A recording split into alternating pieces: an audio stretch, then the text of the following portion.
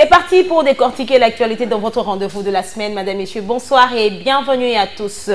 Une fois de plus, nous avons le réel plaisir de recevoir pour la deuxième fois, si je ne me trompe pas, le coordonnateur de l'ASBL structure Action Fachi 2023, Patrick Onoya, qui est déjà là. Bonsoir. Bonsoir, bonsoir Joël. Et comment vous allez? Ah ben ça va, on tient bon. Une fois de plus, je vous retrouve dans ce magazine Info 7. Merci pour l'invitation. Et comment se porte Action Fachi 2023? À merveille, autant que son président. Tout va bien. Nous préparons, comme vous pouvez le constater, Action Fachi, nous insistons sur 2023 parce que nous sommes une structure à vision électoraliste. Donc, après, vous allez disparaître? Non, après certainement il y aura une mutation. Ok, l'objectif maintenant c'est conquérir plusieurs, je sais pas, postes lors de prochaines élections en faveur de Félix Tshisekedi. Absolument, absolument. C'est-à-dire nous avons deux fronts. Lesquels? Le premier front, c'est la réélection de Félix Antoine Tshisekedi Tshilombo comme président de la République. Et le second front, c'est la propulsion des jeunes leaders et des femmes leaders à la députation nationale, provinciale et locale s'il y en aura. Si je ne me trompe pas, la structure existe, si c'est plus une année, hein? 2 ans, oui. 2 ans déjà. Tout à fait. Et vous êtes implanté seulement à Kinshasa ou à travers? Non, actuellement nous avons des représentations dans 15 provinces. 15 provinces? Absolument, ça va vite. 2 ans seulement? Absolument. C'est par quel mécanisme là que vous êtes arrivé? Je crois que notre message passe très bien, surtout dans le milieu des jeunes et des femmes. Voilà pourquoi nous pensons que c'est cela qui sera notre créneau, les jeunes et les femmes. Vous savez que les jeunes et les femmes, c'est plus de 65% de la population. Et voilà, nous sommes dans ce créneau-là. Mais vous n'êtes pas la seule structure qui existe, on en a plusieurs et des structures qui ont comme cible les jeunes et les femmes. Quelle est cette stratégie que vous avez mise en place pour que déjà vous soyez dans 15 provinces sur les 26 que compte la RDC? A priori, je pense que les gens, je parle du feedback que nous avons eu, c'est notre stratégie, c'est une politique de développement. C'est-à-dire que nous ne faisons pas seulement la promotion du chef de l'État, mais nous montons au créneau à chaque fois que cela est possible pour faire des propositions. Et apparemment, la jeunesse apprécie cette manière de faire la politique, c'est-à-dire c'est pas une vision attentiste, nous sommes avant-gardistes, c'est-à-dire que nous voyons ce que nous pouvons faire pour soutenir la vision du chef de l'État, mais surtout pour le développement de la République démocratique du Congo. Quelles sont les propositions déjà faites par votre structure depuis sa création jusqu'à ce jour? Oh ben plusieurs. Avec quoi comme résultat? Ben moi j'aime cette question parce que l'avant-dernière conférence de presse, elle a tenu sur le désenclavement des chefs-lieux de province. Vous vous rappellerez que c'est il y a 3-4 mois que le chef de l'État a officiellement lancé le programme de développement local de 145 territoires. 145 territoires. Et lorsque nous avions eu cela, non seulement que nous avons accueilli à cœur joie ce projet, mais nous sommes montés au créneau en tant que structure de politique de développement et nous avons demandé au chef de l'État et au gouvernement Sama Lukonde qu'une priorité soit accordée au désenclavement des provinces par voie aérienne. Pour la simple raison que on aimerait tous avoir des routes, mais ça prend un certain temps. Et entre-temps, il faut déjà permettre la mobilité. Nous étions contents de constater qu'actuellement, le gouvernement, à travers le ministère du Transport et Voies de Communication, a sélectionné 15 chefs-lieux où il sera construit ou réhabilité des aéroports. Pour nous, c'est une victoire.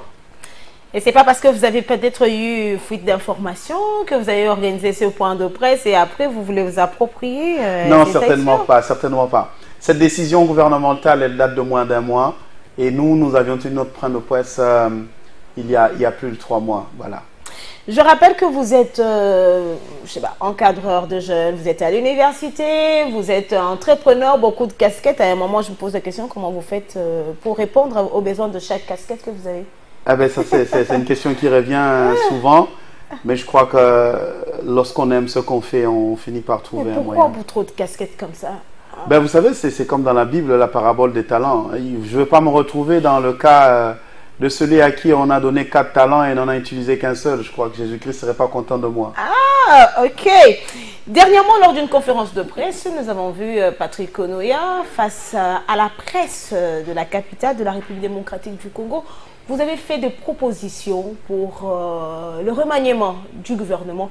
D'abord, la première question, quelle est l'opportunité à l'heure actuelle, quelques mois qui nous séparent de prochaines élections selon la constitution de la RDC, pour proposer le remaniement avec la création d'un nouveau ministère? Merci beaucoup. D'abord, avant tout, vous comprenez que ce n'est pas moi qui ai proposé le remaniement, ni Action Fachi. Action Fachi saisit l'opportunité, n'est-ce pas? Nous, en tant qu'Action Fachi 2023, nous scrutons les faits et gestes du chef de l'État. Et par rapport à cela, nous nous considérons comme des conseillers lointains du chef de l'État. Et nous réfléchissons sur notre contribution possible à la matérialisation de ce que veut le chef de l'État. Le chef de l'État, vous vous rappellerez, c'est passé activement dans l'actualité. Le chef de l'État a demandé que le budget 2023, en finissant, d'ailleurs le budget vient de finir parce qu'on connaît même le montant actuellement, au cours de l'élaboration, il a demandé que ce budget soit pro-investissement et pro-social. Exactement. Nous avons saisi cela. Nous sommes dit, mais tiens, réfléchissons. Si ce gouvernement est pro-investissement et pro-social, quelle organisation gouvernementale devons-nous avoir pour matérialiser cela? Pourquoi nous nous sommes posé cette question? Parce que si on dit pro-investissement, ça signifie porter vers l'investissement. Ça signifie que le développement des investissements devrait être l'objectif principal. Alors, permettez-moi un peu de théorie en tant qu'enseignant. C'est qu'en management, il y a un principe qu'on appelle le management par objectif. Le management par objectif dit que les organisations prennent la forme qui convient pour atteindre les objectifs. Alors, lorsqu'on prend l'organisation managériale du gouvernement, on se pose la question, est-ce que cette organisation est optimale pour pouvoir être portée vers les investissements? Nous nous sommes posé la question, s'il faut matérialiser la vision du chef de l'État, quels sont les ministères qui ont l'investissement dans leur cahier de charge? Nous avons le ministère du Plan, nous avons l'économie, on a finance, budget. Voilà. En gros, les 4. Mais nous nous sommes posé une seconde question. Si nous prenons sur une échelle de 100, combien de temps le ministre du Plan passe sur la réflexion de la matérialisation des investissements? Mais certainement qu'il le fait, non? Non, nous parlons en termes de pourcentage. Je vais revenir sur le management par objectif. En termes de pourcentage, au courant de la journée, lorsqu'il finit sa journée, la semaine, il fait son bilan d'activité. Il a réfléchi pendant qu'est-ce qu'il a posé comme acte en faveur des investissements. Nous prenons le ministre des Finances. Sur 100%, 25%, 30%, en tout cas, le tout, il ne dépasse pas 30%. Mais ils le font. Mais seulement, lorsqu'on dit un gouvernement pro-investissement, pro-social, ça signifie qu'on doit optimiser cette organisation vers cet objectif qui est l'investissement. D'où trouver un mécanisme pour avoir un focus. Est-ce que vous pensez qu'en créant encore ce ministère-là, on va résoudre le problème? Parce que nous avions vu ici la création du ministère de numérique, mais les Congolais se posent la question, était-il vraiment important ou nécessaire de créer ces ministères? Parce que les actions ne se font pas sentir. Ce n'est pas seulement chercher encore à soutirer beaucoup d'argent dans la caisse de l'État, alors qu'il y a beaucoup de problèmes qu'il faut résoudre. Ça, c'est une belle question. Merci. Permettez-moi, je vais répondre à 2 niveaux. Allez-y. Le premier niveau, c'est que la création d'un ministère doit s'accompagner chez nous pour faire la différence. Nous disons c'est un ministère de défis. Nous avons présenté 3 défis. Lesquels? 3 défis qui, selon notre expérience, parce que je suis avant tout consultant d'investissement, est un frein au développement de l'investissement en RDC. Le premier défi, c'est le défi informationnel. Le deuxième défi, c'est le défi du secteur bancaire congolais. Et le troisième défi, c'est le défi des investisseurs locaux. Nous disons que ce ministère doit exister, pas pour exister, mais il doit résoudre ces défis, n'est-ce pas, qui bloquent le développement des investissements. Mais comment est-ce que ces défis bloquent le développement? Je donne un exemple. Je donne une anecdote, parmi tant d'autres. Il y a une certaine année, je viens avec des investisseurs. Nous nous baladons, nous, en consultant en investissement, avec la liste de l'ANAPI, n'est-ce pas? La liste des projets. Cette liste dit que X projet a des études, un projet d'énergicité. J'arrive, on est reçu par le ministre du Plan, qui du coup appelle le ministre de l'Énergie, voilà, et qui nous reçoit. On va, le ministre nous reçoit, et l'investisseur dit, voilà, je suis intéressé par tel projet de la liste de l'ANAPI. Il appelle ses conseillers, et qu'est-ce qu'on constate? On constate que les études n'existent pas. Il y a un conseiller d'un ministère passé, du cabinet passé, qui est parti, qui a ça chez lui à la maison. On dit, chez lui à la maison. Ok, il n'y a pas de problème. Bon, donc c'est compliqué. Sur la même liste, on choisit un autre projet. Voilà, ici l'ANAPI dit qu'il y a des études. Eh bien, encore, il n'y en a pas. Du coup, qu'est-ce qui apparaît? Il apparaît que nous avions un investisseur qui avait toute la volonté, mais on n'a pu rien faire. C'est ça que nous appelons le défi informationnel. Du point de vue de l'économie, on parle, permettrait toujours quelques petites théories, c'est que dans le monde des investissements, tout comme dans le monde bancaire, on parle de l'asymétrie de l'information. C'est-à-dire, lorsque quelqu'un veut investir, il a besoin, il y a comme un questionnaire, n'est-ce pas? C'est-à-dire qu'il y a 10 réponses à donner. Sur 10, si au moins il y a 8 réponses positives, là je peux financer. S'il n'y en a pas, je ne finance pas. C'est la même chose que fonctionne une banque, n'est-ce pas? Elle vous demande un ensemble de conditions. Si vous ne répondez pas, on dit qu'il y a asymétrie de l'information, donc il n'y a pas la possibilité de prendre la décision. Et l'asymétrie de l'information, elle est obtenue à chaque fois où il manque les informations nécessaires. Lorsque l'on dit qu'il y a des études, on doit trouver ces études. Donc, le gouvernement doit, pour matérialiser les investissements, pour lesquels le chef de l'État lui-même est monté au créneau, il faut qu'il existe les informations sur les projets en quantité et en qualité nécessaire. C'est ça que nous appelons le défi informationnel. Ok. Voilà. Madame, Messieurs, prenons à présent le premier dossier de votre magazine Info 7. Vous le saviez, le 5 septembre dernier, c'était la rentrée scolaire 2022-2023. On en parle juste après.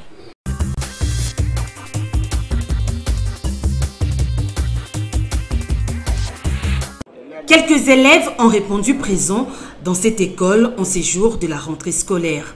Ici, nous sommes à l'Institut Notre-Dame de Fatima dans la commune de La Gombe. Les nombres des élèves n'étaient pas au rendez-vous, mais selon les conseillers pédagogiques Charles Fredoli Chivueta, la présence des enseignants était effective. Nous avons tenu à respecter le calendrier scolaire, comme prévu par les gouvernements, a-t-il déclaré. Nous tenons à préciser ici que la rentrée scolaire a été effective. Aujourd'hui, 5 septembre 2022, pour l'année scolaire 2022-2023.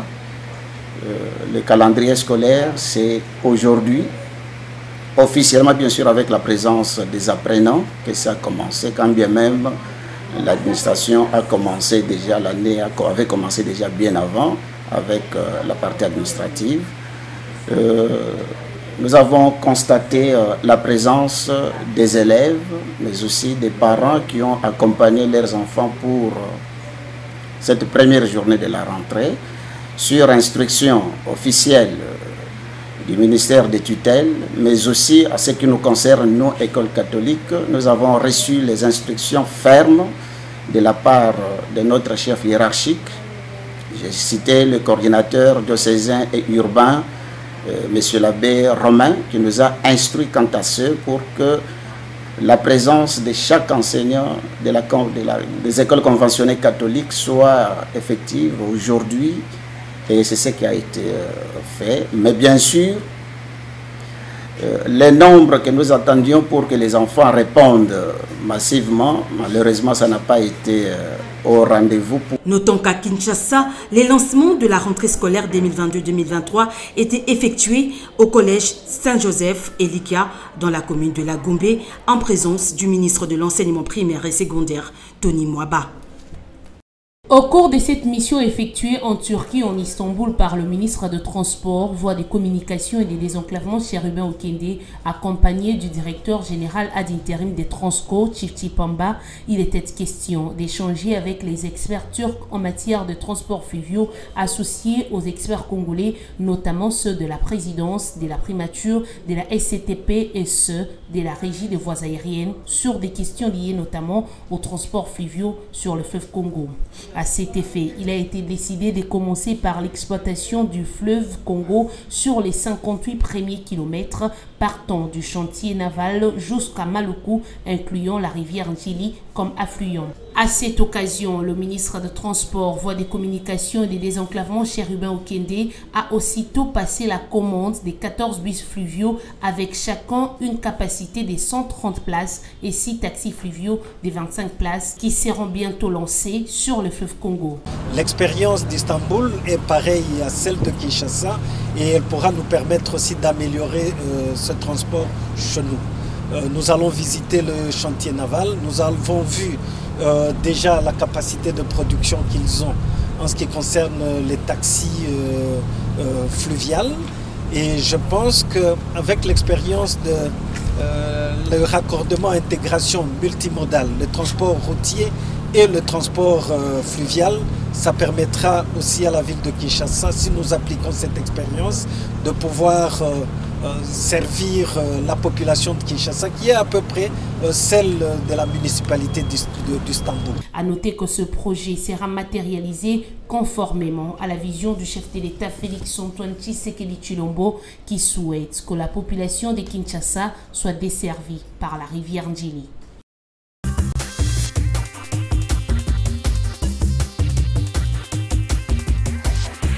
Patrick Onoya, vous l'aviez dit tantôt, que le vœu de remanier le gouvernement ne venait pas de votre structure Action Fachi 2023, mais si nous avons quand même suivi certaines structures qui ont appelé le président de la République à procéder au remaniement parce que certains warriors ne sont pas à la hauteur d'être appelés même des warriors. Est-ce que au jour d'aujourd'hui, où la RDC se prépare certainement à financer les élections, comme ça a été le cas avec l'ancien président de la République, Joseph Kabila Kabange, pardon, est-ce que c'est important seulement de remanier encore le gouvernement? C'est de l'argent, non? Ben, c'est plus qu'important. Vous savez, le chef de l'État, il a aussi un rôle semblable à un coach. C'est-à-dire, il a le coach, le capitaine de l'équipe, dans ce cas, ce sera le Premier ministre. Lui, en tant que coach, avec le recul qu'il a, s'il se rend compte qu'il y a des joueurs qui ne font pas bien, jouent pas bien leur rôle, il a ce devoir de pouvoir solliciter des remplacements. Naturellement, vous vous rendez compte que le gouvernement de Warriors qui provient de l'Union Sacrée qui a été une première expérience politique, d'ailleurs même de l'histoire de la RDC, si je ne m'abuse. Donc il est normal, comme un premier mariage, qu'il ne puisse pas y avoir... Et ça va encore demander des fonds, il faudra investir, cela ne va pas ralentir l'élan déjà amorcé. Non, dans la mesure où, comme lui-même l'a dit, c'est un remaniement technique, ça signifie que ce n'est pas tout le gouvernement qui part, c'est quelques membres qui n'ont pas performé comme il faut. Eh bien, pour le besoin de la cause, ça vaut la peine. Et si votre voix de créer un autre ministère ne sera pas entendue, on peut dire que la vision du président de la République pour cette année sera un échec parce que vous avez dit que vous avez sauté sur le mot du président qui a dit un budget investissement. Tout à fait. Disons que nous intéressons beaucoup plus au fond qu'à la forme. J'ai insisté que en parlant du budget, en parlant de la création du ministère de l'investissement, nous avons présenté 3 défis. Le défi informationnel que je venais d'expliquer, le défi du secteur bancaire congolais et le défi des investisseurs locaux. Ces 3 défis, s'il est possible de pouvoir les résoudre, même sans créer le ministère de l'investissement, pour nous, nous serons contents parce que nous voyons les efforts que fournit le chef de l'État. Et nous, qui défendons le chef de l'État et qui sommes aussi experts dans la matière, nous faisons le devoir d'accompagner le chef de l'État d'abord au niveau conceptuel. Nous pensons que c'est une nécessité pour trouver des solutions. Je donne un exemple, s'il vous plaît. Ça concerne le deuxième défi. nous avons le FPI, le secteur bancaire, sans parler de la morosité de notre secteur bancaire, de la modicité de leurs capitaux. On a des banques à moins de 50 millions de capital. Et par rapport aux besoins en financement de l'économie, ce qui ne correspond pas. Mais prenons un exemple. Nous appelons, autant que nous, dans le défi informationnel, nous appelons à la réforme de l'ANAPI, en ANADI, donc changer de promotion en développement pour responsabiliser l'ANAPI. Au niveau du deuxième défi, nous parlons du FPI, du Fonds de promotion de l'industrie. Vous savez une autre anecdote. J'ai amené un partenaire financier ici qui s'est moqué. Pendant même 30 minutes, il ne faisait que rire lorsqu'il a appris comment fonctionne le FPI. Le FPI peut mobiliser un minimum de 10 millions par mois. Mais il fonctionne selon le principe de la marmite. C'est-à-dire quoi? C'est-à-dire, c'est comme une maman qui vient de préparer du poulet pour ses enfants. Il y a 10 morceaux. 1 million, on donne à celui-ci. 500 000, on donne à celui-là. Et pourquoi ce fonctionnement? Qu'est-ce qui manque? Ce qui manque, c'est juste la vision. N'est-ce pas? Vous pensez que les autorités qui sont là ne sont pas dans une bonne vision? Il y a un besoin de réforme. Il y a un besoin de réforme. C'est-à-dire, le FPI doit fonctionner sur base du principe de l'effet de levier. Ça doit être une structure qui incarne l'ingénierie financière. C'est-à-dire quoi? C'est-à-dire que le FPI ne doit pas passer son temps à prêter de son argent. Non. Il doit faciliter l'attraction des capitaux internationaux. On a plus de 1000 milliards de dollars qui circulent à travers le marché des capitaux par jour. Comprenez? Par jour? Par jour. Par quel mécanisme? Ah ben oui, le marché des capitaux, la bourse et consorts, vous savez, il y a plein d'argent qui cherche où aller. Est-ce que vous êtes en train de dire que ça échappe à l'État congolais? Mais nous faisons un constat. C'est pourquoi nous disons ça, c'est là l'importance de notre ministère de l'Investissement. Nous présentons une problématique. Et si cela se fait déjà, nous disons tant mieux. Mais si cela ne se fait pas, nous disons voici. Vous avez dit tantôt qu'il y a une possibilité de prendre en compte le 3 défis et n'est pas créer ces ministères. Mais pourquoi vous n'avez pas seulement proposé au gouvernement cette autre possibilité que de chercher à créer? Vous êtes demandeur d'un poste? Non, on n'en est pas encore là. Mais seulement je vais vous dire... Non, mais répondez à ma question, s'il vous plaît. N'essayez pas d'échapper. Vous êtes demandeur d'un poste? S'il y avait une possibilité, pourquoi ne pas mettre en exergue cette possibilité, faire de propositions? Je vais vous dire. Parlons peu. Une question qui met mal à l'aise, je vois. Parlons peu, parlons bien. Non, je vais y répondre. Parlons peu, parlons bien. Okay. Nous avons été dans les coulisses de la création du Fonds de garantie d'État. Vous savez, on a travaillé aux côtés de l'OPEC, l'Office de petites et moyennes entreprises, qui est devenu ANADEC. Nous avons participé à la transformation.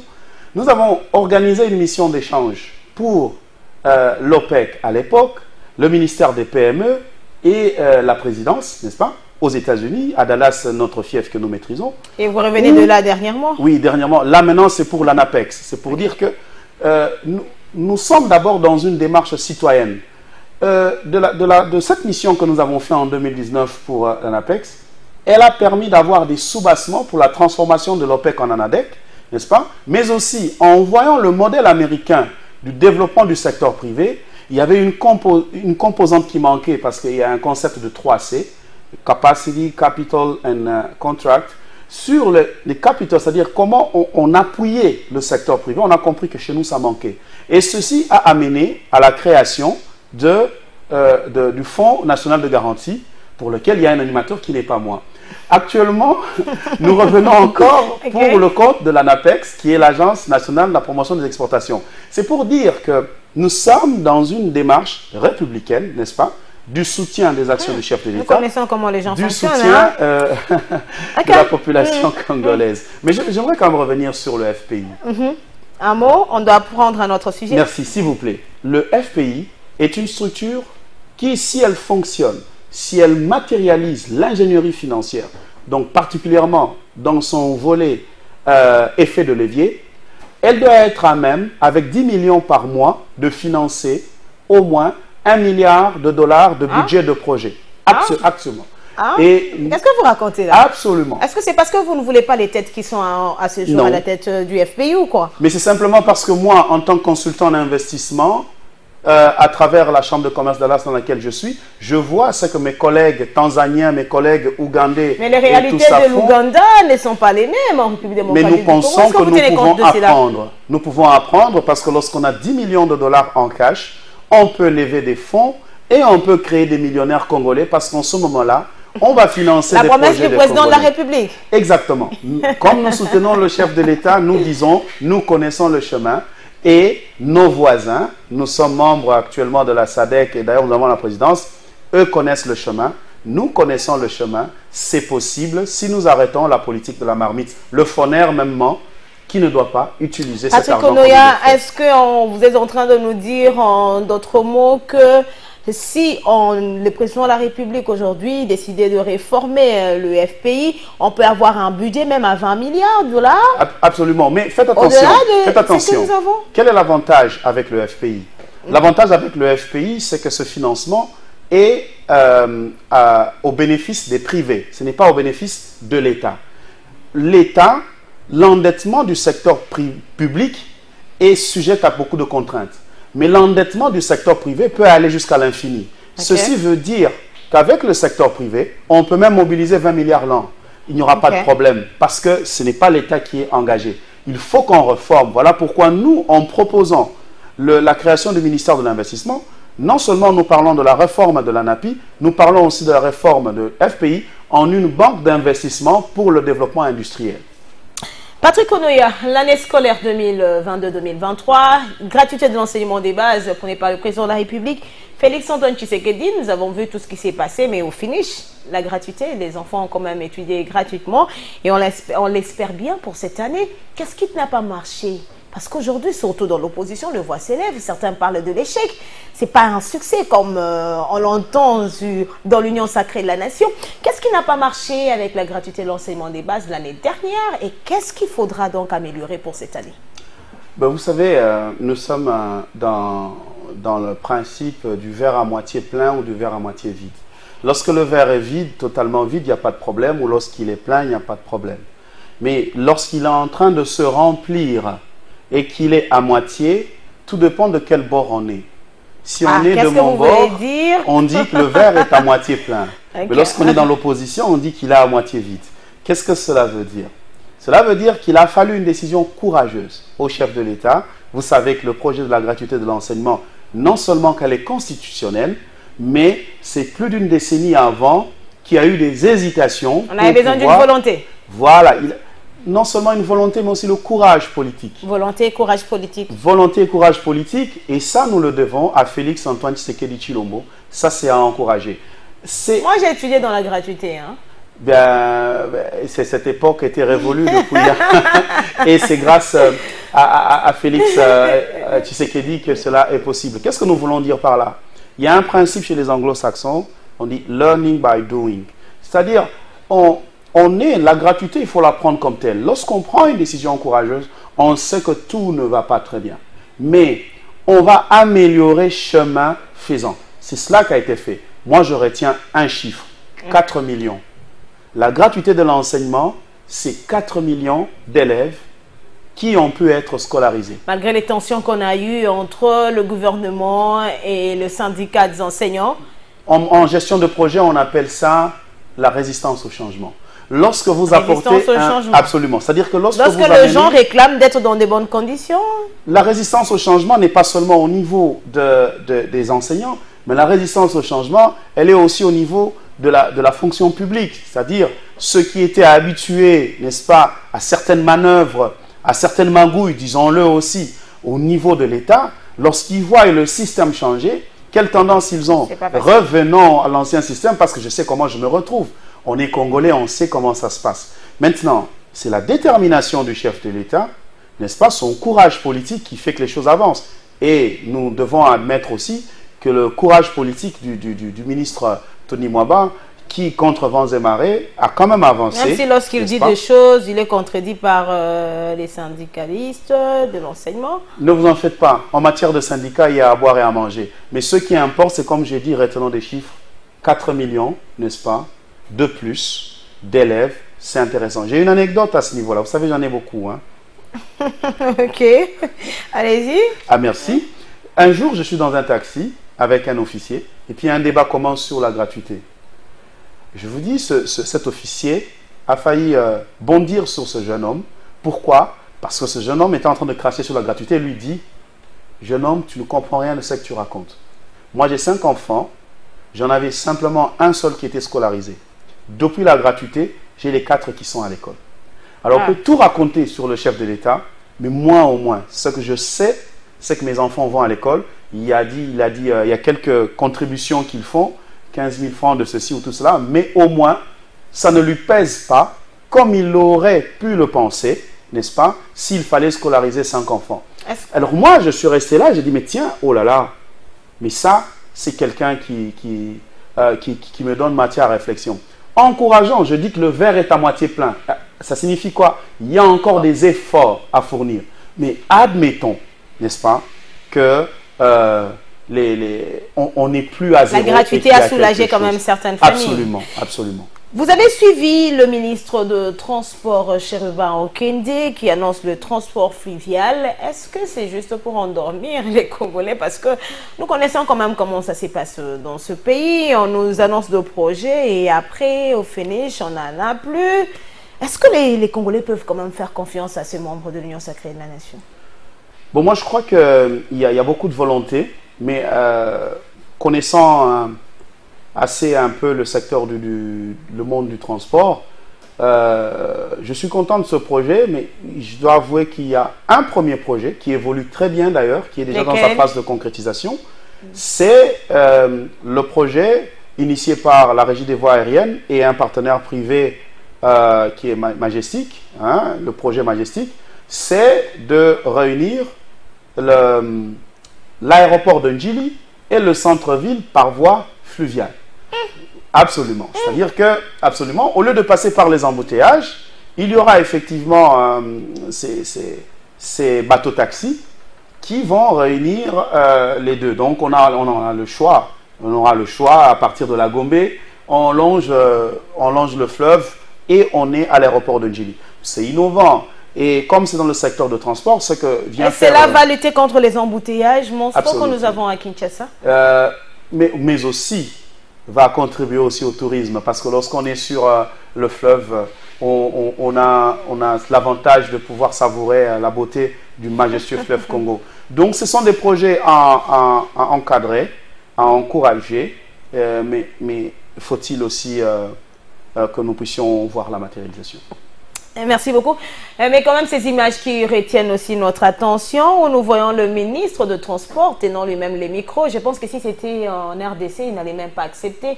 Et nous constatons que généralement, nos autorités, quand ils voyagent, ils mettent de côté les services de communication, alors qu'il y a toujours... Ah, vous n'avez pas encore fait ces constats? No comment. Ok. Il y a quand même un budget pour la communication. Donc, monsieur le ministre, prochainement, il faut vous déplacer quand même avec votre cellule de communication. Madame, messieurs, prenons à présent ce deuxième dossier de votre magazine Info 7.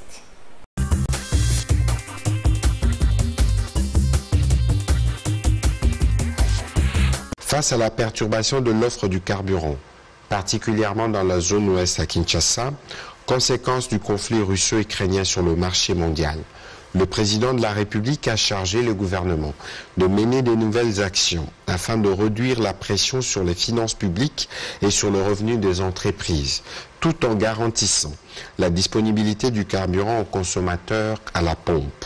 Ces actions consistent notamment à renforcer les rôles moteurs de la Société pétrolière nationale dans la sécurité des approvisionnements du pays, à remettre la Société congolaise des industries de raffinage SOCIR dans sa fonction première de raffinage du pétrole brut, lourd et léger.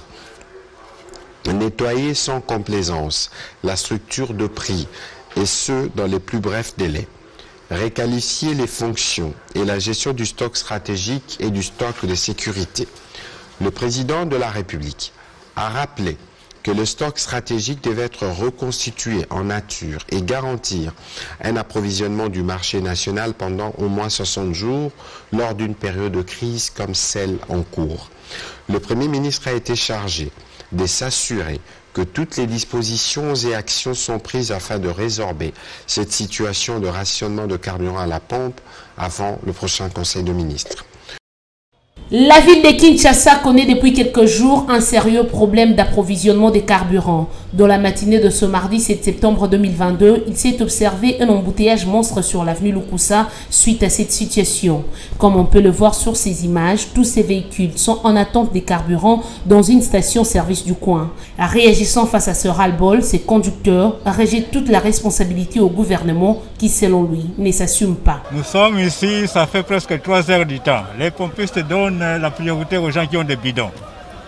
Alors c'est regrettable. Aux autorités, gouverner c'est prévoir. Gouverner c'est prévoir. Mais ce que nous assistons ici, c'est vraiment pitoyable. Moi je crois que ce que je sais, les pétroliers ont toujours dénoncé le manque du respect du gouvernement, des engagements du gouvernement. Parce que quand ils disent qu'ils doivent payer les subventions pour les pétroliers, ils n'arrivent pas à payer. Et aussi, ils sont contraints de stopper un peu et de vendre les carburants. Hein. Ça aussi, le gouvernement doit être responsable dans tout ça. Et ils privilègent au moins les gens de bidon. On arrive à comprendre juste c'est quoi. Et toutes les stations pleines, inondées avec des véhicules. Celui-ci dénonce le sabotage dont ils sont victimes de la part des pompiers des stations-service. Pénurie, il y a carburant, il y a difficulté pour nous consommer essence. Maintenant, on est là depuis le matin, toujours qu'on soit carburanté. Ici, sur place, carburant est allé. Mais maniquant, s'il y a des pompiers, c'est pas bien. Qu'est-ce qu'ils font? Il fallait pas payer sa privilège, on a mis tout cas, payer sa priorité dans la bidon. C'est ce qui fait que l'embouteillage est foyer comme à Makassia. S'exprimant quant à ce, le ministre des Hydrocarbures, à travers un communiqué publié ce mardi, fait savoir que cette situation fait suite à la baisse sensible des stocks en essence. À l'en croire, la cargaison devra remonter vers Ango, aux environs des Matadi, pour son acheminement vers Kinshasa, ce qui prendra une semaine au total. À cet effet, le ministre précise par ailleurs que, pour l'essence, le bateau est attendu à Kinshasa le 14 septembre prochain. Nous sommes en Afrique. Le Congo il est parmi les producteurs de pétrole, mais il ne veut pas raffiner. Et nous dépendons des autres. Je pense à ce niveau-là. Et on ne voit pas un effort de la part du gouvernement pour faire en sorte que déjà avec le pétrole exploité dans le Congo central, qu'on arrive à les raffiner sur place. Cela pose déjà un problème. Alors, on n'a pas à nous dire que la situation d'Ukraine, ça n'a rien à voir avec. Ça, c'est la mauvaise gouvernance. Parce qu'on dit gouverner, c'est pouvoir. Connaissant tout ce qui est en train de se passer, et on se rendra compte que la situation de cette pénurie en Afrique centrale, ça concerne que la République démocratique du Congo. Au niveau du Congo-Brazzaville, il n'y a pas ces problèmes. Au niveau du Gabon, il n'y a pas ces problèmes. Au niveau de l'Angola, il n'y a pas ces problèmes. C'est un problème de gouvernance. Si il y a trop de magouilles dans l'importation, on paye les prix. Aujourd'hui, les Congolais sont en train de payer les prix de la mauvaise gouvernance.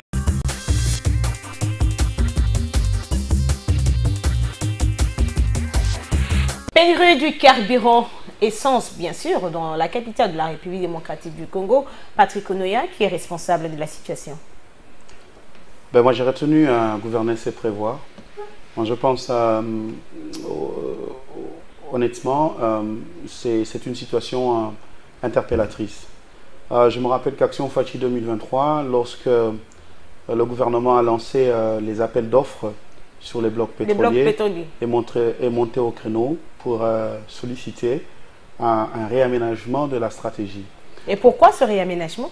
Pourquoi ce réaménagement de la stratégie? Parce que il est important pour jouer un rôle mondial. Voilà, je donne un exemple. Nous avons fait un raisonnement par analogie.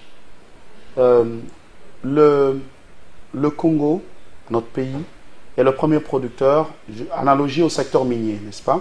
Est le premier producteur de cobalt. Mais nous n'avons aucune influence sur le prix du cobalt au monde. Ça, c'est une situation qui doit nous interpeller. Pourquoi nous n'en avons pas? Bien naturellement, parce que nous n'avons pas de stocks à proprement parler congolais, mais non plus, nous ne transformons pas, n'est-ce pas, ce cobalt pour être producteur de batteries ou quoi que ce soit, ça signifie que la métallurgie pose problème. Et lorsque nous revenons au niveau du secteur, nous sommes au niveau des hydrocarbures, nous pouvons avoir autant de gisements, mais il faut posséder son pétrole pour pouvoir influer sur le marché mondial. Ceci signifie, c'est comme ça que nous sommes montés au créneau pour dire que c'est une bonne idée. C'est une bonne idée de vendre, mais il faut que le gouvernement puisse nous dire quelle est sa stratégie pour l'appropriation de notre pétrole par les Congolais. Et ça, c'est très important. Mais je pense le gouvernement a confirmé que les études ont été faites et puis toutes les dispositions sont prises. Nous nous disons, nous ne refusons pas. Vous ne croyez pas? Nous croyons. Vous ne faites pas confiance? Nous croyons, mais ça c'est pour vendre. Mais nous disons, nous attendons encore que le gouvernement nous dise qu'est-ce qui a été prévu pour l'appropriation d'une partie de notre pétrole. Il y a peut-être 30 blocs pétroliers, n'est-ce pas? On peut vendre une partie et une autre partie où nous avons notre production. Parce que pour influer sur le pétrole mondial, nous devons être maîtres. Vous savez ce qu'est une multinationale? Une multinationale, c'est l'extension de l'influence d'un pays dans un autre pays. Ça signifie que si nous avons un Saoudien qui investit ici, c'est la politique de l'Arabie Saoudite au Congo. Si c'est américain, c'est la politique des États-Unis au Congo. C'est comme ça que nous disons que vendre, ce n'est pas mauvais, mais nous devons avoir un pétrole totalement congolais où c'est le gouvernement qui dit son mot. Ça signifie que si nous en tenons compte dans 5-10 ans, nous pouvons avoir prévu un désagrément futur parce que comme les autres... Mais avec cette situation que nous avons vécue, aujourd'hui on a même des policiers qui sont devenus des Kadhafi, donc on voit des gens avec des bidons dans presque chaque coin de la capitale congolaise. Est-ce qu'il y avait-il moyen d'éviter cette situation? Naturellement, ça c'est une conséquence de l'économie de marché, c'est-à-dire que la loi de l'offre et de la demande. Lorsque un produit devient rare, naturellement la spéculation l'emporte. On n'a plus de prix juste, n'est-ce pas? On a le prix à la nécessité. Et ça, ce sont des situations, c'est comme ça que nous sommes en train d'interpeller. Pour dire, moi je vais même un peu plus loin, pour dire, c'est pourquoi je parle de la montée au créneau d'Action Fachi, de dire, oui, commander autant et tout ça, c'est bien. Ce sont des solutions passagères. Mais nous avons notre pétrole qui est dans le sous-sol. Et pendant qu'on est en train de réfléchir sur... est-ce que vous imaginez que le pétrole de Perenco, tout ce que l'on peut raconter, et pire encore, hein, au Nigeria, ce n'est que pas longtemps que le Nigeria a pu intérioriser la possibilité de raffiner son pétrole localement et d'avoir du pur. Donc, il y a une sorte de malédiction africaine, entre guillemets. C'est-à-dire... malédiction africaine. Je le dis comme ça, parce que je me pose des questions. Vous imaginez, le Nigeria, on le connaît, producteur de pétrole, mais pendant plus de 30 ans, le Nigeria a produit seulement du brut. Et pour sa consommation locale, le Nigeria importe. C'est la même chose qui se fait au Bas-Congo. Vous voyez, ça signifie que... Avec Perenco, c'est du brut qu'on ne peut pas consommer. Donc, il y a cet effort au niveau africain. Parce que si je parle du Nigeria, c'est que je dis, ça nous dépasse. C'est dans la mentalité, n'est-ce pas? Devons fournir un peu d'effort pour l'appropriation de notre sous-sol, de notre sol et de notre sous-sol, afin réellement de pouvoir être influent au niveau mondial sur base de nos ressources. Pénurie du carburant, c'est vrai que ce n'est pas seulement en RDC et Kinshasa, mais même certains pays font face à cette situation. Mais au Congo, il y a des observateurs qui demandent à ce que le gouvernement ou les Congolais ne fassent même pas liaison entre la situation au Congo et ce qui se passe en Ukraine. On dit non, vous l'avez quand même suivi. L'environnementaliste Jean-Marc Galibé qui dit non, ça n'a rien à voir avec la situation en Ukraine. Êtes-vous d'accord avec lui? Non, c'est l'extrême. Vous voyez, c'est comme je vous ai dit, la situation du verre à moitié plein, à moitié vide. Nous devons admettre, même aux États-Unis, les prix des denrées alimentaires ont augmenté. En France, n'en parlons pas, ça finit en Europe. L'opposition, on dit que ça n'a rien à voir. Non, c'est faux. Ou c'est parce que c'est Action Fachi qui parle ou qui défend les actions du président de la République? Vous savez les contraintes que... Vous savez... Non. Nous devons être réalistes. Nous disons... Je suis d'accord sur un fait. Lequel? Le fait, c'est que l'économie congolaise doit être résiliente au choc. Ça signifie que nous devons créer un matelas, n'est-ce pas, qui permet à ce que tous les chocs internationaux, n'est-ce pas, tous les chocs économiques internationaux ne puissent pas se ressentir directement sur l'économie congolaise. À ce niveau-là, je suis d'accord. Mais ignorer les chocs internationaux, ça, à la limite... Vous avez quand même suivi dans le couloir, on accuse même le ministre des Finances qui, il semblerait, n'a pas débloqué de l'argent avant 15 millions de dollars, amis. Vous savez... Donc si cet argent était débloqué, on pouvait éviter la situation. Tout ça peut être réglé, n'est-ce pas? Tout ça peut être réglé et nous en appelons à l'arbitrage du chef de l'État. Parce qu'au finish, tout ce que les Warriors peuvent faire de bon ou de mauvais, c'est soit à l'avantage du chef de l'État, soit à son inconvénient il sera comptable de cela.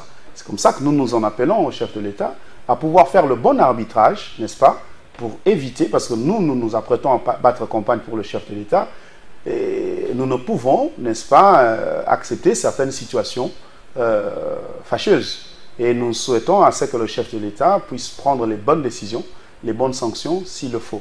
On parle de la mauvaise gouvernance, tout ça. Je dis tâtonnements enregistrés dans les propos du ministre. Et curieusement, ce matin, il y a quand même des conducteurs qui ont dit que c'était quand même facile de trouver l'essence. Mais moi, je suis content du fait que nous sommes à la porte... Et cela arrive au lendemain de la communication du ministre qui annonce... non, on passe de 1100 à 1300. Vous savez, c'est comme j'ai dit, le chef de l'État a aussi le rôle d'entraîneur. De casting, hein? D'entraîneur. Quelque part, de casting, hein? Qui peut toujours observer, n'est-ce pas, les changements. Vous savez, vous pouvez être... Vous vous rappelez dans le cycle d'orientation, vous pouvez être en maths physique pendant que vous serez beaucoup plus performant en littéraire. Ce n'est pas à dire que vous êtes mauvais en soi, mais peut-être vous n'êtes pas au bon endroit. Donc, c'est cela. Ça signifie que l'aménagement technique, c'est peut-être même déplacer certains ministres ou quoi que ce soit, et ils se retrouveront à l'endroit où ils peuvent performer. Mais même lorsque vous quittez le gouvernement, au bout du compte, c'est toujours au bénéfice de la République démocratique du Congo. Il est important que nous soyons républicains, que nous soyons sportifs, n'est-ce pas? Parce que, au finish, tout ce que nous faisons devrait être pour l'intérêt de la population. Patrick Onoya, depuis un temps certainement que vous l'aviez suivi, on crie dans l'opinion la mauvaise gouvernance. Selon Patrick Onoya, selon Action Fachi 2023 qui suit de près et qui nous parle à travers la RDC des actions du président de la République, quel est le ministre qui vous avoue plus dans les actions et qui s'inscrit réellement dans la vision du président de la République? Dites-nous, sincèrement, sans parti pris. Wow. Sans parti pris. C'est lui qui est digne d'être appelé warrior. Non, mais je dirais qu'il y en a quelques, naturellement. Il y en a quelques qui sont dignes d'être appelés warriors, des warriors, et pour le reste, nous les remercions d'avoir joué leur partition. Voilà. Ah, Patrick, il est intéressant. Vous souffrez, hein? Vous souffrez. Non, vous savez, il y a l'art de sortir les propos du contexte qui est un peu assez congolais, et je ne veux pas en souffrir, n'est-ce pas? Mais sinon, nous allons encourager. Action Fachi 2023. Nous allons encourager le chef de l'État. Dites-nous le ministre qui est à la hauteur de ses tâches. Mais vous savez, si nous prenons les 3 ans passés du chef de l'État, sans compter 2022, nous nous rendons compte que le chef de l'État a beaucoup travaillé dans le secteur de l'ouverture de la RDC dans l'espace international. Ça, c'est un fait. Ça signifie que le chef de l'État a hérité d'un pays enclavé diplomatiquement et il a beaucoup travaillé à ce niveau-là. Mais aussi, nous pouvons nous rendre compte, par exemple, déjà, les efforts en termes de budget. Nous sommes passés d'un budget de 5 milliards à 10 milliards. Actuellement, nous avons des efforts vers près de 15 milliards. On a des réserves de change qui est une condition, une réserve de change au niveau de la Banque centrale qui est une condition nécessaire pour le développement de l'économie. Ça signifie la masse monétaire de francs congolais. Tout ça, ce sont des indicateurs qui peuvent nous orienter vers des warriors qui ont contribué d'une façon ou d'une autre. Bon, on comprend. On laisse quand même passer la question, mais la population comprend bien que c'est une question qui a mis tellement mal à l'aise Action Fatih 2023 qui se réserve le droit de nous donner le nom de warrior au vrai sens du mot. Mais est-ce que vous êtes conscient? Je ne sais pas. Mais c'est en tout cas les questions, c'est que les autres sont en train de dire, même parfois le membre de l'UDPS, le membre de l'Union Sacrée de la Nation, qui constate que le président de la République se bat presque seul. C'est vrai ça? Ben, disons que c'est une matière à réflexion. Lorsque l'on voit les actions du chef de l'État, on voit que le chef de l'État, par nécessité ou par contrainte, ça reste un questionnement, mais nous nous rendons compte effectivement que ce que je peux dire, c'est que le remaniement technique vient à point nommé. Même lors des conseils des ministres, le président de la République instruit certains ministres, mais dans le fait, même on a l'impression de croire que la parole du chef n'est plus sacrée. Et je pense que c'est en ce moment ici que le chef de l'État veut quand même taper du poing sur la table pour pouvoir, parce que c'est le dernier virage avant 2023. On a l'impression que ça s'est passé entre amis, qui est entre chefs. Non, pas du tout, je ne pense pas, parce que mais lorsque le chef dit et qu'on ne respecte pas, comment on va dire ça? Je pense comment expliquer ça? Chaque chef a son tempérament et a sa manière d'agir. Mais ce que le chef de l'État va faire actuellement, le remaniement, c'est sa manière de pouvoir démontrer son autorité. Mais ça ne passe pas dans l'opinion. De dire que c'est le garant. Mais vous savez, dès qu'il y aura un remaniement, et dès qu'on verra certaines têtes quitter le gouvernement, vous sentirez la réaction. Le chef de l'État en est très bien conscient parce qu'ils sont cotés. Vous savez qu'ils sont périodiquement cotés. Et le chef de l'État a la cotation de tout un chacun. Il n'est pas du périodiquement genre... coté. Le président de la République nous a promis ici l'évaluation des gouverneurs, mais jusque-là, ça n'arrive pas. Vous savez, il y a eu...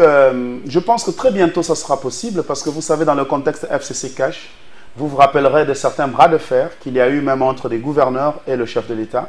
Des gouverneurs qui obtempéraient beaucoup plus à un bord politique qu'au chef de l'État.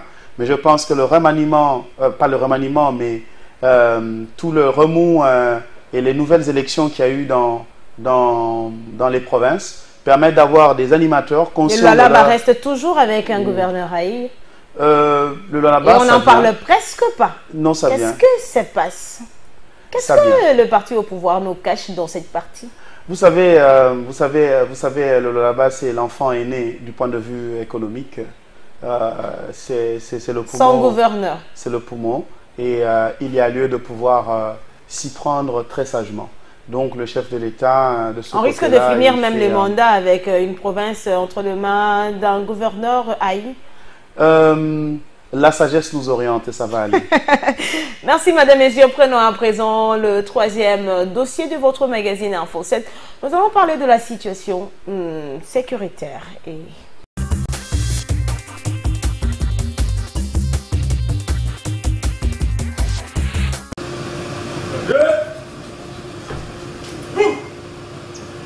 Au mécanisme national de suivi de l'accord cadre d'Addis Abeba, la question des paix à Ituri, grande province orientale et dans toute la partie est de la RDC, demeure au centre de la préoccupation du docteur Claude Balanki et Colomba. Voilà qui justifie son ouverture aux parties prenantes dans la région. Gentil Kaniki Abiandro est président du conseil de la jeunesse à Ituri. Il est venu faire part aux représentants du chef de l'État de la gravité de la situation depuis le matin de ce vendredi, avant de solliciter son implication. Le mal est profond et le danger est permanent à Ituri. Nous voulons qu'il y ait vraiment l'implication totale de cette coordination dans le cadre des activités inclusives pouvant permettre aux gens de s'exprimer et de présenter des pistes de solutions pour que la paix soit une réalité dans notre pays, dans notre province. Du côté de la société civile, Dani Singoma plaide pour une coordination efficiente par le MNS et son coordonnateur de toutes les énergies déployées pour la paix dans cette partie de la RDC au niveau de la province. Nous ne voulons pas que cette question reste isolée, simplement au niveau de la province, mais qu'il y ait une dynamique nationale qui se mette autour de cette question pour sa résolution et que la paix puisse être recouvrée une fois pour toutes au niveau de la province de l'Ituri, d'où l'essence et le rôle de la société civile dans cette question. Donc nous soutenons la société civile de l'Ituri, tous les efforts qui sont faits au niveau provincial, et il faut qu'il y ait une conjonction avec le niveau national pour qu'ensemble nous trouvons des solutions partagées, des solutions participatives aux problèmes de l'Ituri. Un appel à l'apaisement aux Itouriens, il est lancé par le point focal de l'Ituri et Grande Province orientale dans l'objectif de favoriser un climat de paix pour le développement de tout un peuple. Je lance un appel à tout le monde, à tous ceux qui ont signé l'acte d'engagement pour le cessez-le-feu de respecter les cas de charge. Parce que trop c'est trop. Ces tueries nous fait reculer. Toutefois, ces hôtes du docteur Claudie Balanki sont répartis rassurés de l'accompagnement du haut représentant du chef de l'État dans ces processus de pacification de la partie est de la RDC. Il était vraiment très d'accord de notre présence et de notre souci, de notre proposition. Nous faisons foi à sa disponibilité. Ce vendredi, de nouveaux massacres ont été signalés à Ituri, occasionnant mort d'hommes et incendie de plusieurs maisons. La situation qui vaut actuellement au niveau de Kwamouth est une situation déplorable que nous regrettons tous. Mais j'aimerais ramener ça sur un cas général. La RDC actuellement est en train de traverser une période trouble. Après avoir connu la situation des Enyele, après avoir connu la situation de Kamuinansap, après avoir connu la situation de Yumbi, après avoir connu les situations que nous appelons des BDK dans la ville de Kinshasa ou dans le Congo central, après la déstabilisation générale de la situation à l'Est, il s'avère clairement que la RDC est en pleine déstabilisation par un plan macabre qui malheureusement utilise les conflits coutumiers, les conflits communautaires et qui malheureusement également, à mon humble avis, est propulsé par ce qu'on appelle le leadership électoral qui est en train de s'annoncer, qui malheureusement joue dans ce qu'on appelle aujourd'hui une planification internationale qui va dans le sens de contrôler complètement la RDC. Mais il est grand temps effectivement que le gouvernement congolais, en commençant par le chef de l'État, Tshisekedi Tshilombo Félix Antoine, haute autorité coutumière et garante de la nation, en allant vers les chefs des corps, qui sont l'Assemblée nationale, le Sénat, les premiers ministres, notre vice-premier ministre de l'Intérieur, Affaires coutumières, notre secrétaire général des Affaires coutumières, que tout ce monde-là se mette ensemble en disant l'autorité coutumière est déjà organisée autour de CONATC. Appuyons-le pour qu'eux-mêmes prennent en charge la gestion de leur communauté et la résolution des conflits. Je voudrais également inviter ici, avec tout ce qui se passe, les ministères des droits humains, les ministères des affaires foncières, les ministères des affaires coutumières qui est en même temps l'intérieur, les conseils sociaux en matière de sécurité, de se mettre ensemble et de dire est-ce qu'il n'est pas temps de laisser l'autorité coutumière prendre ses responsabilités? Est-ce qu'il n'est pas temps de laisser l'autorité coutumière gérer les conflits communautaires? Parce que plus on laisse l'implication et des acteurs nationaux, internationaux, locaux, la République est en train d'être liquéfiée, si pas personnelle. Je pense que cette situation est déplorable, très déplorable, parce que la population est manipulée, les chefs sont divisés, déstabilisés. On en crée même, on prend n'importe qui, on les nomme roi, on les nomme chef, plus pour tout simplement contrecarrer l'action coutumière. C'est comme si un plan est déterminé de guerre à l'Est, par exemple, commence par traquer les chefs coutumiers et les tuer. Ici, on se rend compte que l'autorité coutumière a tellement résisté, maintenant il faut le déstabiliser de l'intérieur. Plein d'émotions quand arrive le jour du décès du maréchal Mobutu, c'est Seko Mbundu Azabanga, qui est mon père politique. C'est quelqu'un qui m'a fait confiance en 1990 pour que je puisse être à ses côtés. 25 ans après, jusqu'à ce jour, nous nous rendons compte qu'il fut un grand président. Dans la vie, il y a des avantages, il y a des inconvénients. Certes, du côté social et économique, ça n'a pas marché, mais le maréchal Mobutu nous a laissé un État fort, un État uni, un État là où il n'y avait pas de Bunagana, là où il n'y avait pas de M23 ou qu'est-ce que j'en sais. Rien que pour ça, le peuple congolais lui doit un très bon souvenir. Le seul souci, comme je ne cesse de le dire chaque année, il faut qu'il revienne être enterré chez lui à Guadeloupe. Parce que le peuple Congo, du Congo central jusqu'au Chaba, du Chaba jusqu'au Équateur, Nord, Sud, Kivu, le deux Kasaï, Maniema, nous devons être enterrés chez nous. Nous pouvons tout simplement demander au président de la République, Félix Antoine Tshisekedi, qui a promis lors de son investiture que la dépouille mortelle du maréchal Mobutu .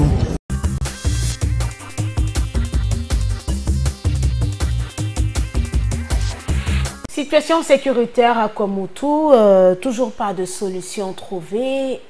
Patrick Onoya, est-ce que la situation est au-delà des capacités du gouvernement? Non, pas du tout. Aucune situation ne devrait être... Bunagana toujours entre les mains de M23. Kwamoutou, on continue à tuer. Les tensions tendues entre deux communautés et toujours pas de solution. C'est vrai que c'est une situation préoccupante, mais nous devons placer toujours les choses dans leur contexte. Le domaine militaire est un domaine de carrière. Et à ce jour, ici, nous avons une armée qui a subi une infiltration de près de 2 décennies. Ah, ça c'est la chanson de tout le Absolument. jour, hein, de l'Union Sacrée de la Nation. Qu'est-ce que l'on veut dire par là? Est-ce que vous voulez justifier Non, nous voulons simplement dire... capacité, nous voulons simplement dire que si vous allez dans les différents centres de formation militaire, vous allez vous rendre compte qu'il y a un travail qui se fait. La difficulté, elle est à quel niveau? La difficulté est à un niveau que dans l'armée, pour échelonner, pour occuper une fonction, c'est pas comme une fonction politique. Vous savez, chaque fonction a une certaine compétence associée et qu'il y a une certaine formation. Et les choses qui ont été biaisées, détruites pendant plus de 2 décennies, prennent du temps. Il faut faire confiance à X, Y, Z, mais est-ce qu'il a la compétence? Est-ce que Kwamoutou, c'est toujours les rebelles? Non, là je suis au niveau de la situation de l'Est. La situation de l'Est, la situation de Kwamoutou, vous savez, moi lorsque j'analyse, ça c'est mon analyse géopolitique, je dis que c'est une situation qu'il faut prendre très au sérieux. Pourquoi il faut prendre très au sérieux? Avant tout, c'est à cause de la demande du Rwanda de pouvoir faire ses champs de l'autre côté de la rive, parce que nous sommes dans le Mai-Ndombe, l'autre côté de la rive, nous sommes au Congo-Brazzaville, et le Rwanda veut faire ses champs de ce côté-là. Pensez que Kwamoutou est aussi la cible du Rwanda? En politique, on dit que rien n'arrive au hasard, madame. C'est-à-dire que lorsque il n'existe pas de coïncidence, il n'existe que des actions planifiées. Je ne dis rien, mais je demande juste à ce qu'on ouvre les yeux, n'est-ce pas, sur cette situation du Mai-Ndombe. Vous vous rappelez encore des incidents de Yumbi, hein, des incidents malheureux de Yumbi. Du point de vue géopolitique, il faut bien analyser la question. Il y a et cela arrive toujours au lendemain des élections, du processus électoral. Voilà, il y a une volonté manifeste, n'est-ce pas, de pouvoir déstabiliser le système. Quitte au gouvernement en place, et pas seulement le gouvernement, mais aussi le Parlement et le Sénat, parce qu'ils représentent la population du coin, hein, les élus du coin, doivent prendre très très au sérieux la question, parce que c'est dans la période de trouble que l'on peut faire passer des indésirables. Vous avez suivi le président du Conseil supérieur de l'autorité traditionnelle et coutumière de la RDC qui interpelle le président de la République, le gouvernement. Je suis très d'accord avec lui, et je vous dis, et surtout avec la présence de notre côté de nos indésirables de l'Est, il est possible pour faire diversion de pouvoir créer plusieurs fronts, et des fronts de différentes natures. Donc c'est une interpellation fondée, et je sais que le Parlement tient à bras le corps le dossier, et il faut vraiment qu'ils mettent le bouchée double pour se saisir de l'affaire et clôturer cela. Situation sécuritaire dans l'Est du pays, la société civile de ce coin projette des manifestations si le président de la République, Félix Tshisekedi, n'ordonnait pas à l'armée congolaise de mener des actions contre le M23 pour récupérer Bunagana. Comment voyez-vous cette demande? Demande à ce que les FARDC puissent lancer des combats pour libérer Bunagana. Oui, autant que nous avons présenté la manière dont le chef de l'État a ordonné la préparation de l'armée pour assurer la relève, il est normal que la société civile puisse monter au créneau, parce que si elle ne le fait pas, alors pourquoi elle existe? C'est une pression. Elle insiste, si le président ne donne pas l'ordre, ils seront dans l'arrêt. Est-ce que l'armée congolaise est à mesure d'aller vraiment dans ce front-là avec... Absolument, absolument. Il y a à boire et à manger, vous savez, dans cette affaire de la guerre de l'Est. J'ai eu à discuter avec, par exemple pour l'Ituri, avec l'un de ceux qui ont rencontré le conseiller spécial Ibalanki. Mais ce qu'il vous dit vous donne envie de vomir, vous voyez. Ah bon? Ça signifie qu'il y a effectivement un problème. Mais c'est comme ça que je parle, au-delà de l'infiltration de l'armée, il y a aussi l'affairisme. Vous voyez? Ça signifie que l'affairisme qui a gangréné, qui gangrène l'armée, est un sérieux problème. Parce qu'un questionnement serait, est-ce que les fonds qui proviennent de Kinshasa pour le front arrivent réellement? Tout ça, c'est en fait un questionnement. Et le président de la République, quand il était là-bas, il avait fait un constat sur le nombre de militaires. Tout ça.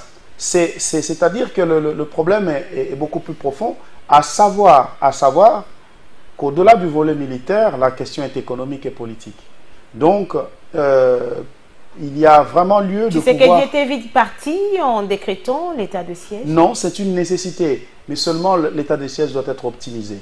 Ça signifie que l'état de siège est une nécessité. L'état de siège veut dire on met un focus, n'est-ce pas, sur ce secteur-là, mais il est temps de pouvoir faire une évaluation et d'en arriver à la deuxième phase de l'état de siège qui va entraîner un ensemble de modifications, pourquoi pas des têtes à changer aussi.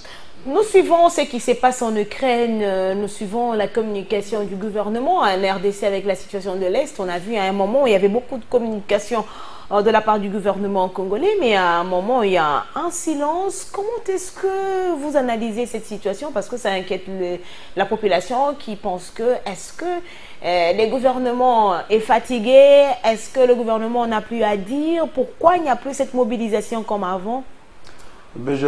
Oui, c'est vrai que c'est un constat, mais moi je pense que le gouvernement a pris l'ampleur réelle des choses et est en train de pouvoir préparer, n'est-ce pas, la nouvelle communication qui tient compte des enjeux.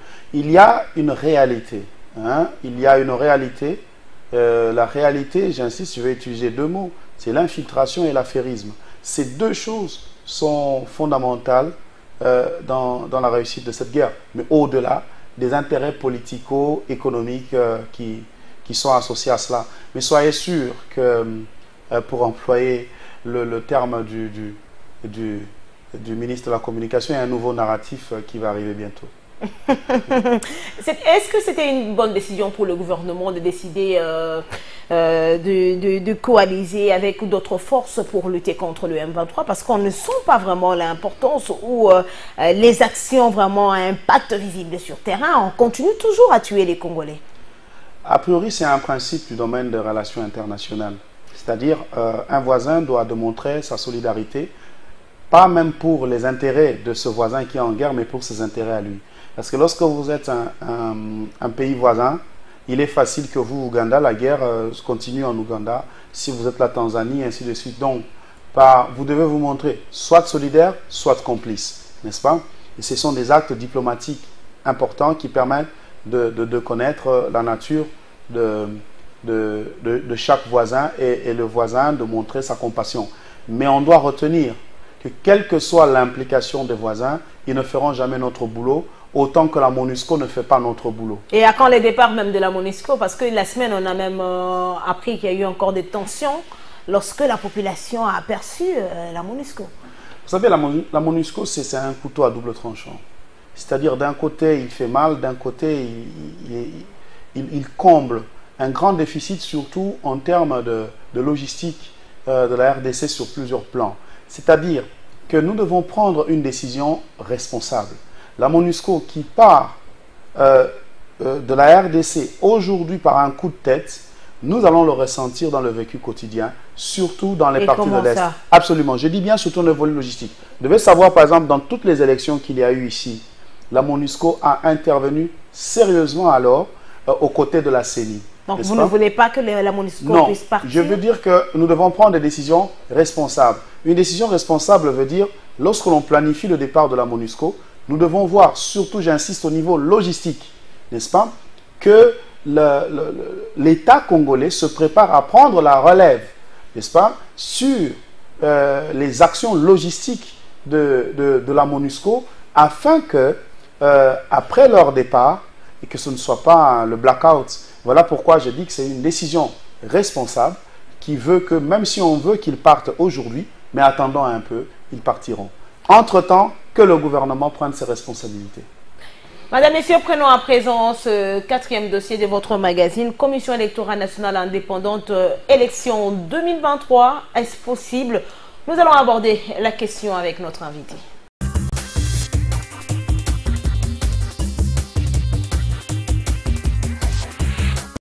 Bien, nous sommes venus nous enquérir de la situation pour savoir et nous rassurer de la tenue des élections telles que prévues.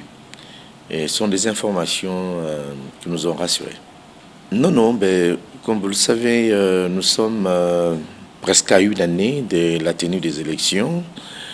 Alors, en tant que représentant de la population, pour le compte de la société civile et de confessions religieuses, nous sommes venus, en fait, savoir un peu plus et nous rassurer que les élections auront bel et bien lieu dans le délai, compte tenu de tout ce qu'il y a comme bruit autour de ce qui s'est fait. Il fallait avoir les informations à la source, ce qui a été fait. Et là, nous avons apprécié à sa juste valeur la clarté avec laquelle s'est exprimé le président de la CENI et l'équipe qui était avec lui. Donc, nous sortons éclairés et nous sommes rassurés du reste.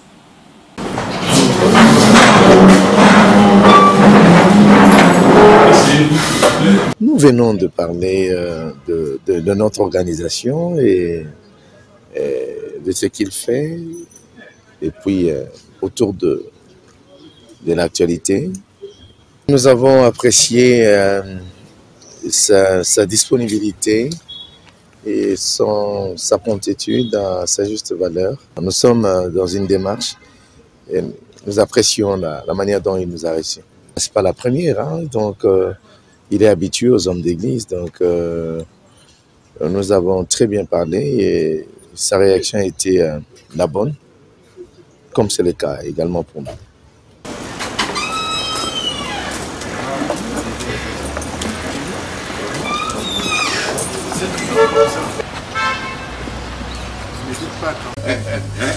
Des accolades et poignées de main chaudes au secrétaire général, ces nouveaux mandataires de l'UDPS, dont certains accompagnés de leur base, ont pris d'assaut le matin de ce lundi 5 septembre à la résidence de celui qu'ils appellent affectueusement Monabouté de Félix Tshisekedi.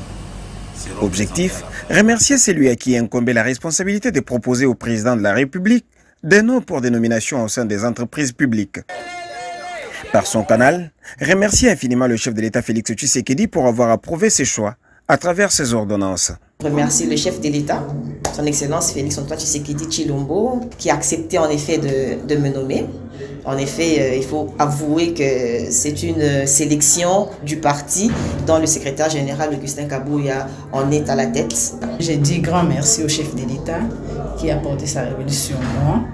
Et j'ai dit aussi merci à mon chef qui est le secrétaire général du parti. Il faut dire que pour ce premier lot des mandataires membres de l'UDPS, la sélection faite par Augustin Kabouya a tenu compte de la situation des familles des anciens du parti, cas par exemple de la famille du tout premier secrétaire général de l'UDPS, Adrien Pongo Kunda, dont sa fille Aimé Pongo est nommée administrateur à l'Office congolais de contrôle. On note également sous ces chapitres la famille de Feu Makanda Mpinga, dont le fils Joseph Makanda est nommé DGA à la Sokimo. Avec cette nomination du fils de Feu Makanda Mpinga, Augustin Kabouya n'a fait que concrétiser la promesse faite à cette famille lors de sa visite à la tombe d'Anakle Makanda dans son village natal, au Kasaï oriental. Monabouté avait promis de ne pas oublier la famille, ce qui est aujourd'hui chose due. Président de la Ligue de jeunes de l'UDPS, Amissi Makotano, a eu le mérite d'être nommé président du conseil d'administration à l'OGFREM, tandis que pour le compte de la Ligue de femmes de l'UDPS, sa présidente Christine Mansoni a été nommée PCA au Musée national. Docteur en droit public et constitutionnaliste et plusieurs années conseiller juridique à l'Office des routes, professeur Ekoto, aussi sociétaire du parti au pouvoir, a été promu au rang du directeur général adjoint de l'entreprise. Un sujet de joie pour la population de Kolé, qui a eu à célébrer une première nomination depuis l'indépendance de la RDC de l'un de leurs à une autre fonction au pays. C'est la joie de tout un peuple. Je remercie le chef de l'État, je remercie les autorités du parti parce que c'est la joie de tout un peuple, vous pouvez imaginer, depuis l'indépendance. Nous, on n'a jamais un ministre et un mandataire collé, oublié. Aujourd'hui, l'UDPS a honoré collé. Plusieurs combattants à la résidence de Monabouté ont dû une fière chandelle à Augustin Kabouya pour une sélection qui a fait l'objet d'unanimité au sein du parti. D'où la raison d'être de cette caravane qui a conduit le général du parti au pouvoir et les nouveaux mandataires qu'entourait un nombre important de militants tous à pied vers la permanence pointant sur la 11e rue Limété, ce, avant la grande soirée qui a réuni des nouveaux mandataires et militants autour du secrétaire général du parti, Augustin Kabouya. «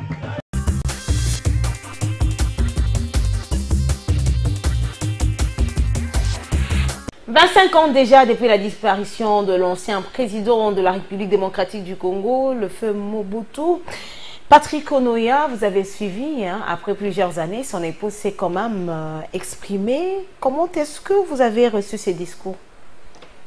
Ce discours, c'est avec beaucoup de, je dirais, nostalgie. Nous sommes la génération Mobutu.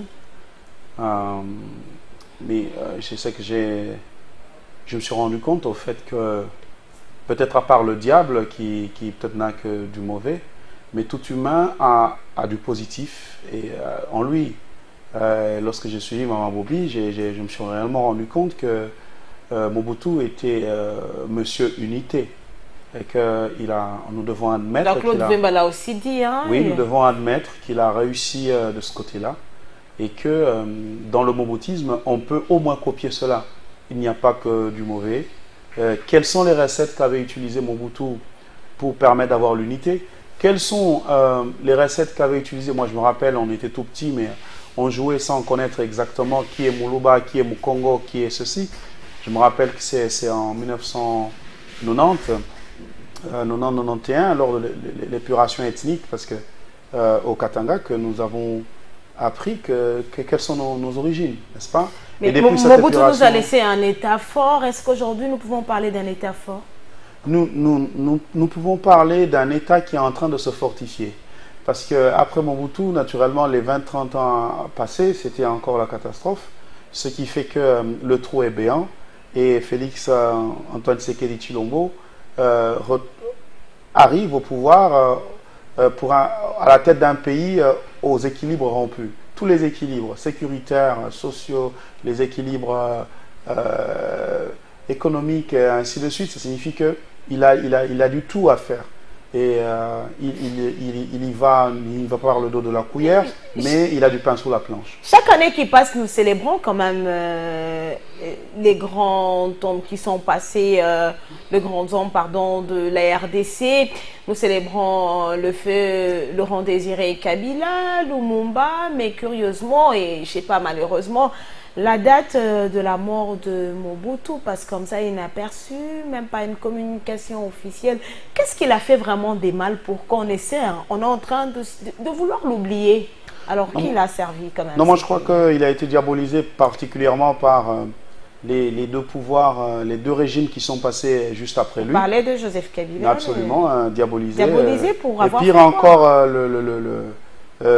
Kabila père, on connaît dans ces termes, Moboutiste, c'était carrément comme une insulte, au fait, lorsque vous êtes Moboutiste.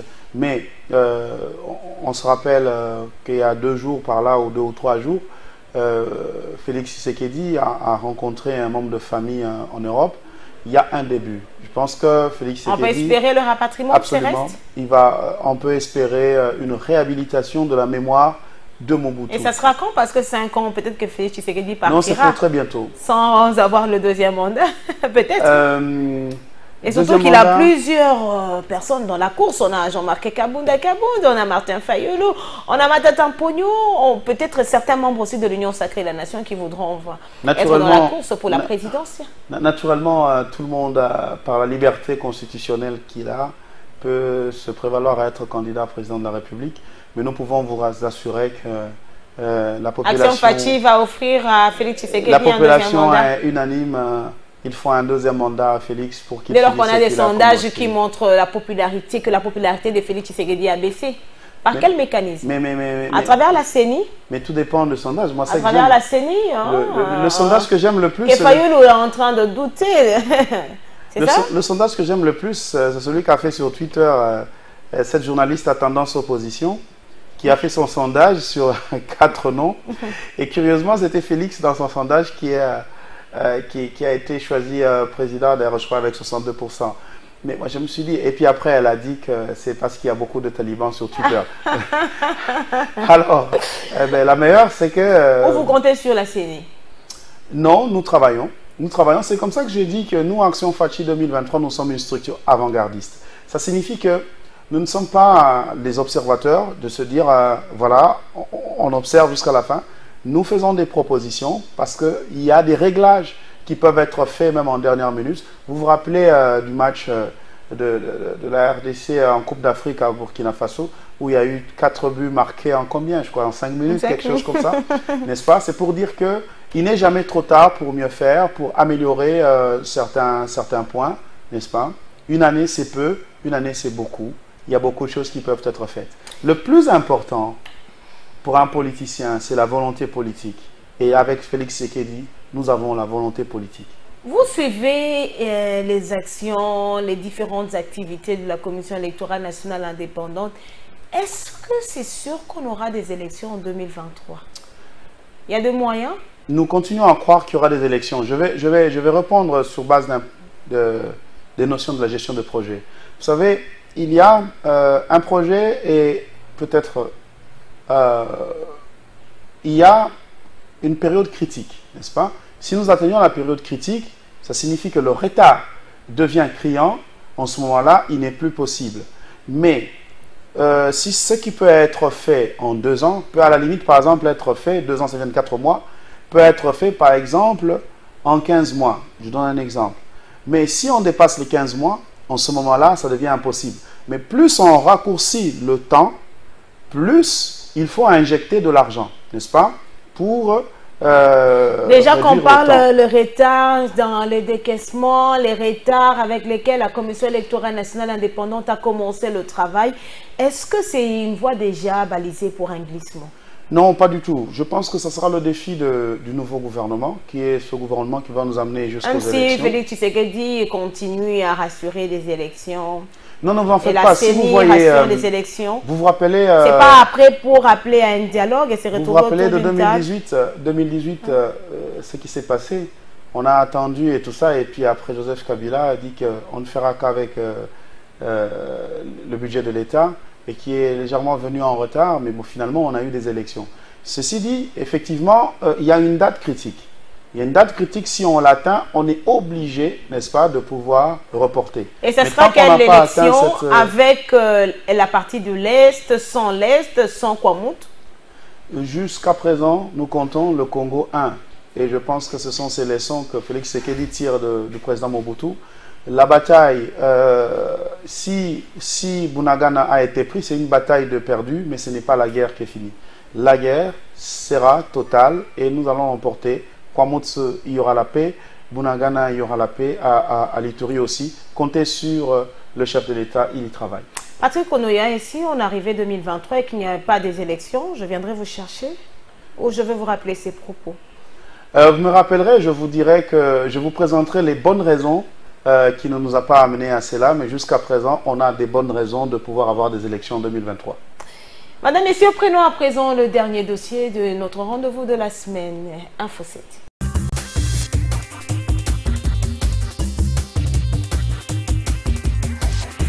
Face à la perturbation de l'offre du carburant, particulièrement dans la zone ouest à Kinshasa, conséquence du conflit russo-ukrainien sur le marché mondial, le président de la République a chargé le gouvernement de mener de nouvelles actions afin de réduire la pression sur les finances publiques et sur le revenu des entreprises, tout en garantissant la disponibilité du carburant aux consommateurs à la pompe.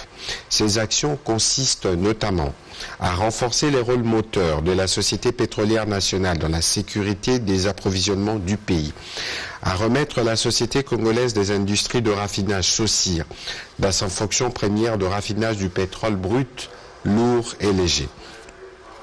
Nettoyer sans complaisance la structure de prix, et ce dans les plus brefs délais.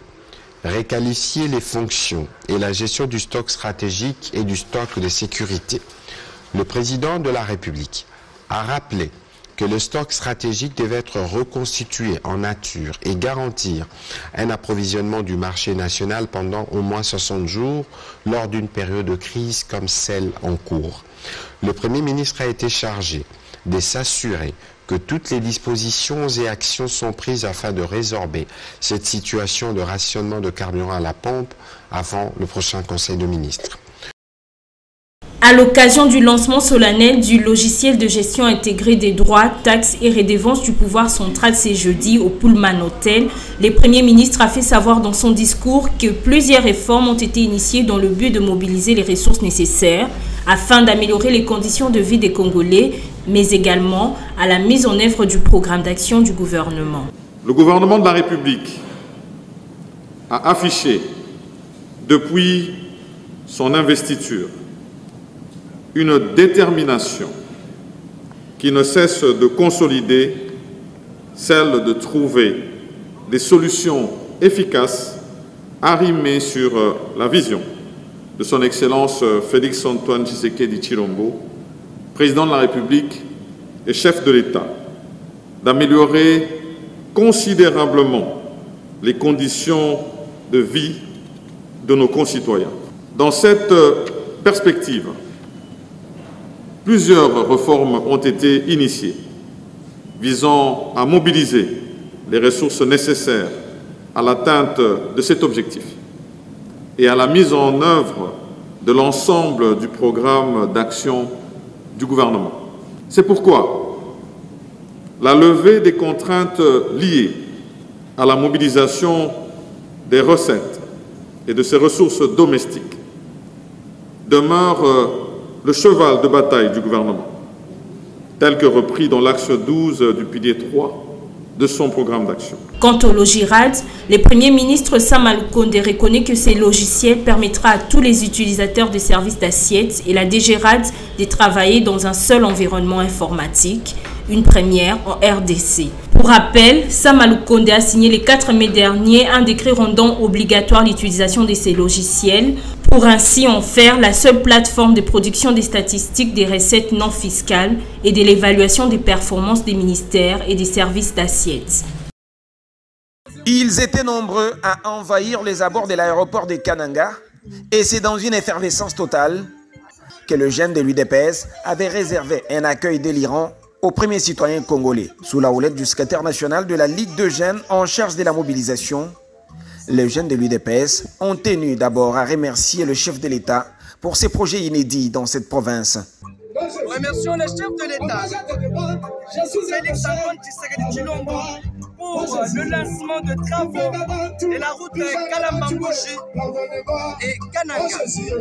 Il faut signaler ici que depuis l'indépendance de la province du Kassai central n'a jamais bénéficié d'un tel projet de grande infrastructure routière. Et aujourd'hui, c'est la concrétisation. Aussi, le groupe de Serge Kalala a-t-il remercié Félix Tshisekedi pour la nomination de Amissi Makutano comme PCA de l'EGFREM. Nous remercions pour la nomination de notre président national de la Ligue de jeunes de l'IDPS, Amissi Makutano Adolphe, au poste du président du conseil d'administration à l'EGFREM. Ce qui prouve que, monsieur le président, vous comptez sur la jeunesse. Ils n'ont pas oublié de dire également leur gratitude au secrétaire général du parti, Augustin Kabouya, pour avoir proposé les noms de l'un de leurs au président de la République pour sa nomination. Secrétaire général de l'UDPS, Augustin Kabouya Tshilomba, pour sa meilleure gestion du parti, nous jeunes, nous lui promettons un soutien inconditionnel et nous mettons en garde tous les tracteurs qui cherchent à déstabiliser notre parti qui a pris sa place comme parti au pouvoir avec la tête le secrétaire général Augustin Kabouya Tshilomba, l'espoir de la jeunesse du parti. À l'unisson, ces jeunes de l'UDPS émettent des énergies positives à l'endroit du nouveau PCA de l'EGFREM qu'ils souhaitent voir émerger dans ses nouvelles fonctions au sein de cette entreprise publique. À Kananga, Félix Tshisekedi a donné les coups d'envoi pour 3 grands projets, à savoir la réhabilitation du tronçon Kananga-Kalambambouji long des 230 km, celle du tronçon compris entre Kananga et Kamwesha long des 150 km et la modernisation de la voirie urbaine dans la ville de Kananga.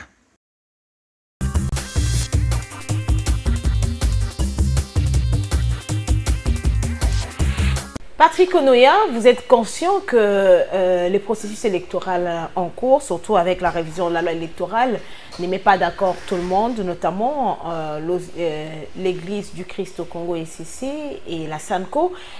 Comment comptez-vous faire pour que ces scrutins, ces élections en 2023 mettent d'accord tout le monde et soient apaisés? Merci.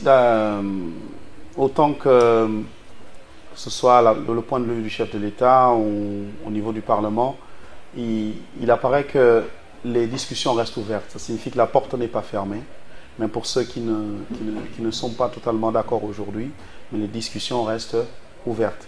Mais les choses sont faites aussi de manière à ce que l'inclusivité soit totale, parce que... Et on vous accuse déjà de vouloir faire le forcing. Ben, ça, ce sont des accusations gratuites. Vous savez, quelque part, en Afrique, vous savez pourquoi on ne peut pas faire un vote totalement électronique en Afrique? C'est justement à cause de ces a priori qu'un camp peut avoir contre l'autre camp et qui nécessite toujours qu'il existe une contre-vérification avec le papier.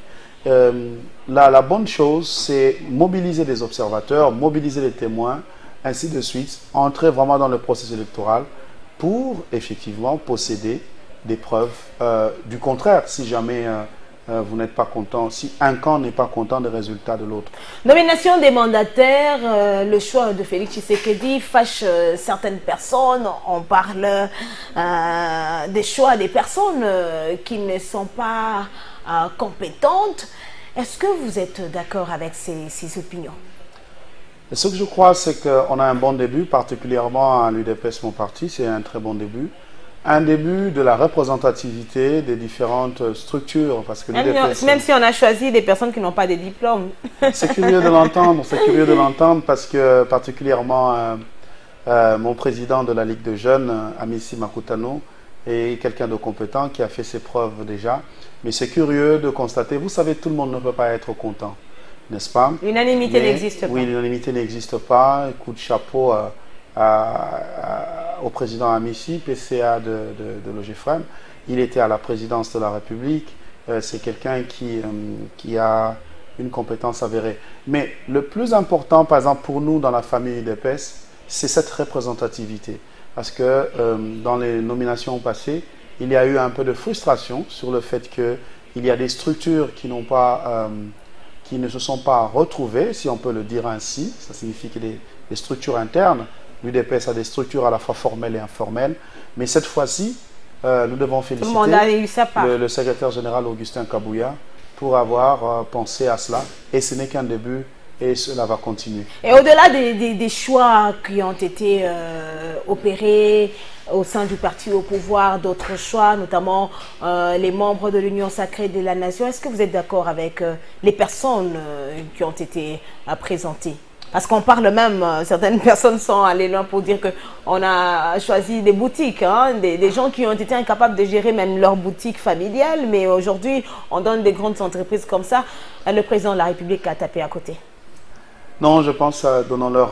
vous savez, même lorsqu'on vous recrute dans une entreprise, on donne une période probatoire. Ah, une personne est incapable de gérer 10 personnes. Et on te donne de la fonction publique, on te donne beaucoup de membres. Est-ce que la personne... Vous savez, de nos jours, dans les réseaux sociaux, c'est compliqué. Tout le monde connaît tout. Alors, vu que tout le monde connaît tout, accordons-leur la période probatoire et nous allons juger. Le président de la République s'est rendu au Kasai à Kananga pour donner le go de travaux de réhabilitation des routes qui sont d'une importance capitale. Est-ce que Félix Tshisekedi devait prendre l'avion juste pour ça? Il y a quand même des représentations, des personnes qui le représentent sur place, non? Moi, je crois que c'est beaucoup plus la valeur historique. Vous allez vous rendre compte que... Oui, il a profité pour être en campagne. Nous avons d'abord la valeur historique des actions dans le Grand Kasaï. Vous allez vous rendre compte que la période de Mobutu, à cause de l'opposition de l'UDPS, particulièrement la région du Grand Kasaï, a été oubliée à la période de Mobutu. Curieusement, l'UDPS n'était pas encore en bon état de sainteté avec les deux régimes de Kabila père et Kabila fils. Donc, le Grand Kasaï a encore été oublié. Lorsque l'on pose des actions comme ça dans le Grand Kasaï, particulièrement à Kananga, ça a une valeur historique et on peut comprendre pourquoi le chef de l'État peut Après ces déplacements. Absolument. C'est une façon de dire, voici une nouvelle ère qui commence. Vous avez été oublié un message. Pendant plus de 60 ans. Vous avez été oublié. Malgré ça, la famine continue. Nous avons proposé le ministère d'investissement, vous vous rappelez? Ok. Vos relations aujourd'hui avec la Force du Progrès, parce que depuis un temps, on ne vous voit plus apparaître avec la Force du Progrès. Qu'est-ce qui se passe? Non, tout va bien. Tout va bien, je reste Force du Progrès. Tout va bien, je reste Force du Progrès. Le président Rémi Kounima, le président Mokato, le président Seba, le président Mokato. Et naturellement, nous sommes Force du Progrès autant que je suis IDPS. Mais ayant créé l'ASBL Action Fachi 2023, c'est vrai que nous prenons beaucoup de temps actuellement à travailler pour Action Fachi 2023. Mais je garde ma carte de membre IDPS et Force du Progrès. Une dernière question parce que nous sommes pratiquement à la fin. Union sacrée de la nation, on a vu toutes ces grandes têtes de la politique congolaise, Vital Kamerhe, Jean-Pierre Bemba, Ensemble pour la République. Mais curieusement, dans les positions de certains partis politiques, on a l'impression qu'ils sont un peu contre les actions du président de la République, notamment lorsque Vital Kamerhe, lors d'une conférence de presse, il a dit que la RDC a besoin d'un leadership, d'un bon leadership. Vous l'avez suivi, non? Comment est-ce que vous avez accueilli ces propos? Non, mais bon, je les ai accueillis sans polémique. Le Vital Kamerhe est aussi un professeur d'université qui a présenté un concept, mais naturellement, lorsqu'on revient dans la politique congolaise... On a l'impression qu'il est en train de tourner le dos à Félix Tshisekedi. Non, pas du tout. Il est dans le Grand Kivu. Il est dans le Grand Kivu. Vous êtes bien informé de sa tournée dans le Grand Kivu. Dans l'Est du pays. Oui, dans l'Est, pas seulement le Kivu, effectivement, l'Est de manière générale, où il réaffirme, n'est-ce pas, son attachement, son engagement. Vos relations avec Moïse Katumbi? Vous savez, à un moment donné, l'hypocrisie doit cesser, n'est-ce pas? Et, on doit choisir son camp, n'est-ce pas? Moïse Katumbi, je suis... Est-ce qu'il est avec vous? Ou il est contre vous? Moi, je dirais... Ou c'est un mariage, je t'aime, non merci? Non, moi, je crois que vu qu'on n'est pas des dieux, on doit suivre l'homme sur base de ce qu'il dit et sur base des actions qu'il pose. Les actions que pose Moïse Katumbi de nos jours démontrent qu'il n'est pas avec le chef de l'État. Donc nous le prenons en tant que tel. Et il a quand même des membres au sein du gouvernement. Et il a des membres au sein du... Est-ce que c'est Félix Tshisekedi qui a peur de lui? Non, la politique a ses méthodes et je pense que le remaniement technique va certainement nous dire quoi. Voilà, c'est complètement fini. Est-ce que vous avez un message à adresser à la population congolaise qui est en train de vous suivre maintenant, ou vous avez oublié de dire quelque chose? Je ne peux que revenir sur notre proposition du ministère de l'Investissement. Je pense que la population qui nous a suivis a compris que c'est pour l'intérêt de la population. Il faut ces différentes réformes, ces réformes rapides de la NAPI, on en a dit, la réforme du FPI surtout, les millionnaires dont a parlé le chef de l'État. Est-ce que ça sera possible pour ces 5 ans? C'est possible. C'est possible, c'est juste une décision. Mais vous êtes conscient que Félix Tshisekedi a aussi fait beaucoup de promesses qui restaient en suspens jusqu'à ce jour? Les promesses... à tel point que dans l'opposition, on parle même il y a un livre des promesses. Vous l'avez vu, non? Absolument. Il y a des promesses, mais les réalisations sont en train de venir. C'est pourquoi je dis que nous, Action Fachi 2023, nous ne sommes pas attentistes, nous sommes avant-gardistes. Nous pensons que la population peut nous rejoindre. S'il y a des bonnes propositions à faire pour accompagner la matérialisation de la vision du chef de l'État, nous vous recommanderons de pouvoir les partager plutôt que de rester dans votre coin, n'est-ce pas? Parce que la population en a besoin, nos parents, nos amis ont besoin de nos intelligences. Mettons nos intelligences au profit de la République. Merci beaucoup, Madame, Messieurs. Patrick Onouya, notre invité de ce jour, est entrepreneur, membre du parti au pouvoir Union pour la démocratie et le progrès social, enseignant de son État et président de l'ASBL Action Fachi 2023. Merci d'avoir répondu à nos questions. Je vous remercie, merci. Merci à vous, Madame, Messieurs, de continuer toujours à nous faire confiance et surtout de nous faire parvenir vos questions, vos réactions. Et la porte de votre magazine Info 7 est toujours ouverte à tout le monde. Merci à toutes ces personnes qui ne cessent de nous contacter. Je ne cesserai de le dire, Info 7, un magazine de Congo Web Télévision.